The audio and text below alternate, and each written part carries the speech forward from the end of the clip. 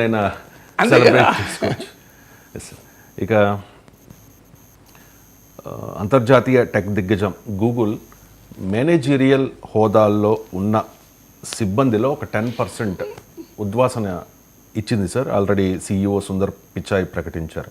So open AI వంటి సంస్థల నుంచి తీవ్ర పోటీ పెరగడంతో తన కార్యకలాపాల సామర్థ్యాలను పెంచుకోవడం కోసం తాజా లే ఆఫ్లు అని చెప్పి సుందర్ పిచాయ్ ప్రకటించిన పరిస్థితి సార్.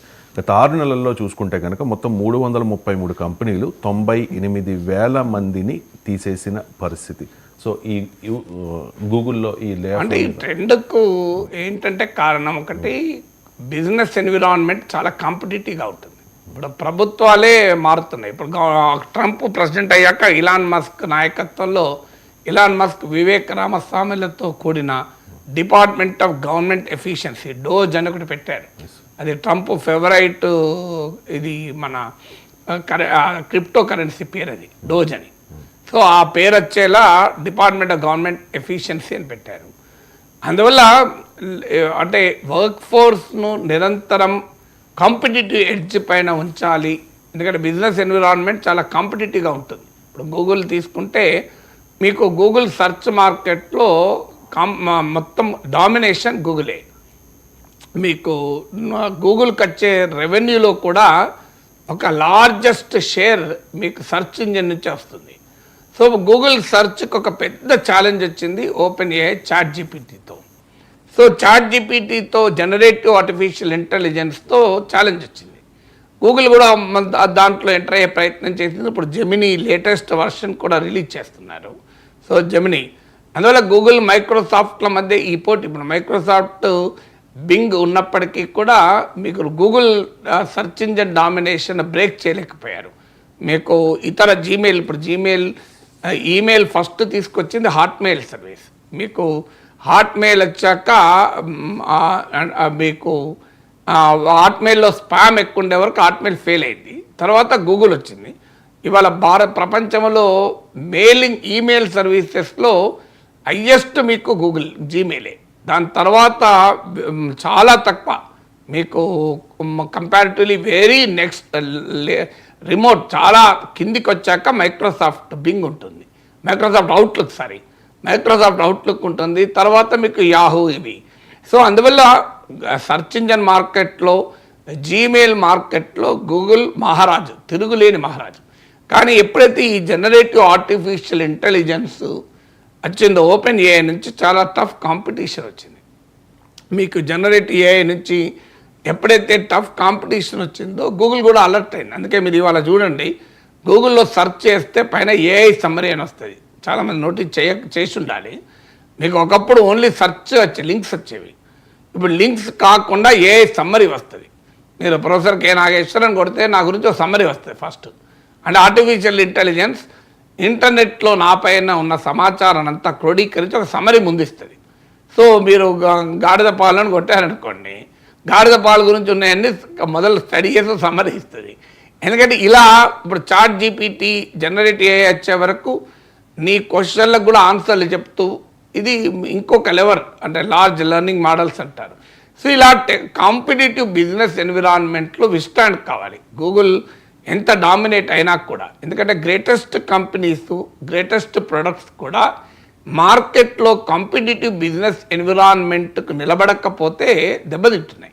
ఇలా ఉద్యోగం తీసేయడం అంటే మనకు బాధేస్తుంది, అది నిజం, ఒక పార్ట్. అది ఆ పార్ట్ని కాదంటలేను. ఇష్టం వచ్చినట్టుగా హైర్ అండ్ ఫైర్ ఉద్యోగుల జీవితాలతో ఆడుకోవడం.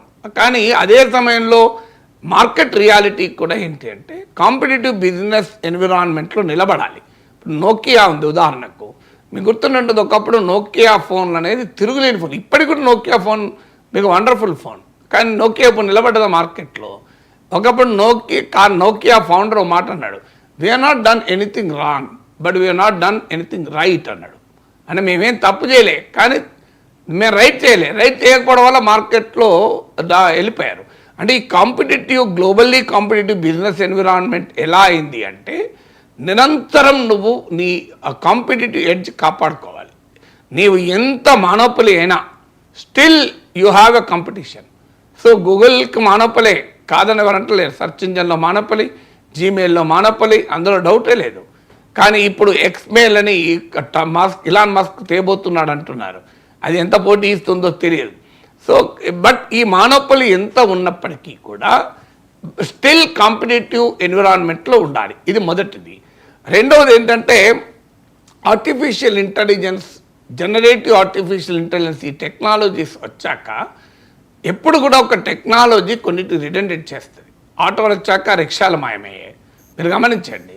సో మరి ఇవాళ ఒకప్పుడు మన పాత సినిమాల్లో మీకు సినారెడ్డి పాట ఉండే, రిమిజిమి రిమిజిమి హైదరాబాద్ రిక్షావాలా జిందాబాద్, 3 చక్రములు గిరగిర తిరిగితే మోటార్ కారే బలాదు, అటు చూస్తే చార్మినార్ అని ఇట్లా పాట ఉండే. అంటే హైదరాబాద్ కొత్తగా వచ్చిన వారికి ఒక రిక్షావాలా చూపెట్టింది. ఒక రిక్షా ఉందా మనకి ఎక్కడైనా? అంటే వాళ్ళ ఒక మోడర్న్ టెక్నాలజీ వచ్చాక, ఇప్పుడు నేను 2003లో లాస్ట్ టైం ఒక ఆర్టికల్ పెన్తో రాశాను. ఇప్పటికి 21 ఏళ్ళు అయింది. ఆ రోజుల్లో రెనాల్డ్స్ పెన్ ఒక ప్యాకెట్ తెచ్చేవాడిని. మీ ఇంటికి ఎప్పుడైనా ఓ ప్యాకెట్ కొనుక్కొని వచ్చేవాళ్ళం. ఒక పేపర్ల బండిల్సే 2 బండిల్స్ ఎప్పుడు ఇంట్లో ఉండేవి. అంత పెన్తో ఆర్టికల్స్ రాసేవాడిని. ఇవాళ నేను 2003లో కంప్యూటర్ కొన్నాను.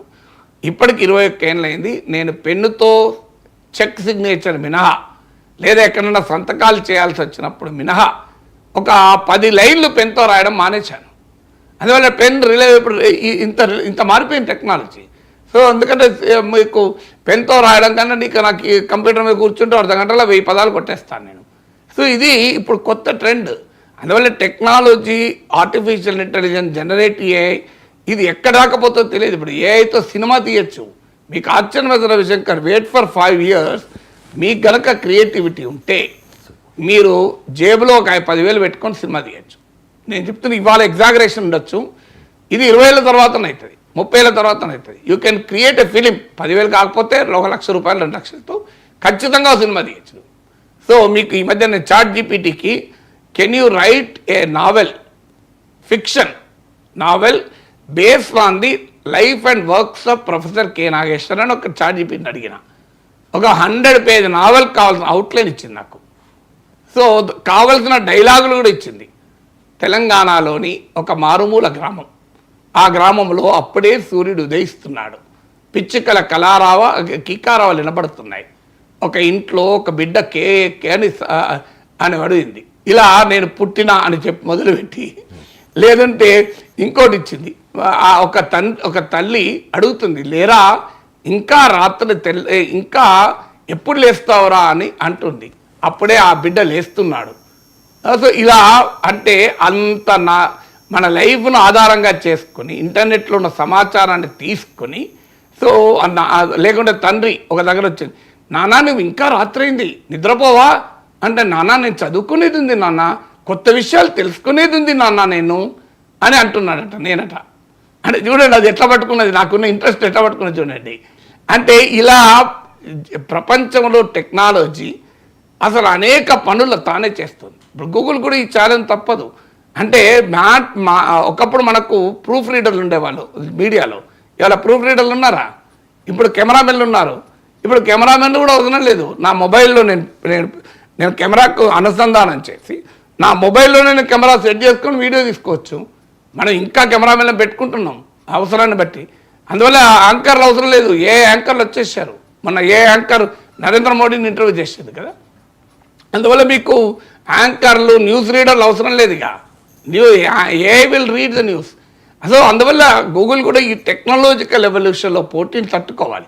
అందుకే సందర్భంగా ఏమన్నా గూగుల్ నెస్ అంటే ఇది ఎందుకు తగ్గిస్తున్నాం 10% అంటే గూగుల్ నెస్ అంటే గూగుల్ కంపెనీలో ఉద్యోగం రావటానికి, గూగుల్ కంపెనీలో ఏ రకమైన టాలెంట్ ఉంటే ఉద్యోగం వస్తుంది అనే దాని ప్రాతిపదికగా ఆ టాలెంట్కు తగ్గట్టుగా, ఆ వర్క్ ఎన్విరాన్మెంట్ తగ్గట్టుగా అప్డేట్ కాని వాళ్ళను మేము కొంతమందిని తొలగించడం, కొంతమందిని ఇండివిజువల్ రోల్ అంటే మేనేజరియల్ రోల్ నుంచి ఇండివిజువల్ రోల్కు తగ్గిస్తున్నారు.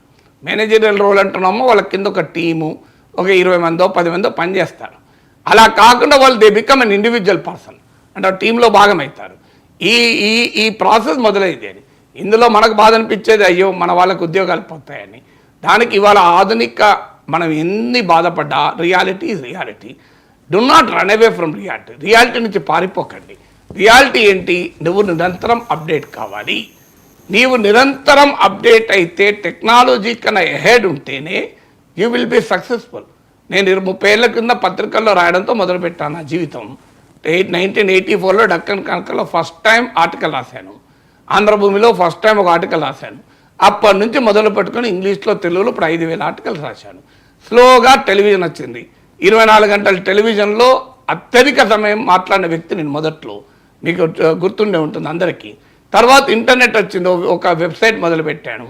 ఆ తర్వాత మళ్ళీ ఇవాళ యూట్యూబ్ వచ్చింది, యూట్యూబ్లోకి వచ్చాను. రేపు ఇంకోటి వద్దు ఇంకో దాంట్లో పోతాను. అంటే టెక్నాలజీతో నువ్వు పరుగులు తీస్తేనే రిలవెంట్గా ఉంటావు. దానికి నా అనుభవమే చెప్తున్నా. అందువల్ల ఎక్కడైనా ఇది ఒక trend. You cannot run away from reality. Continuously reskilling ఒకటే పరిష్కారం. Right sir.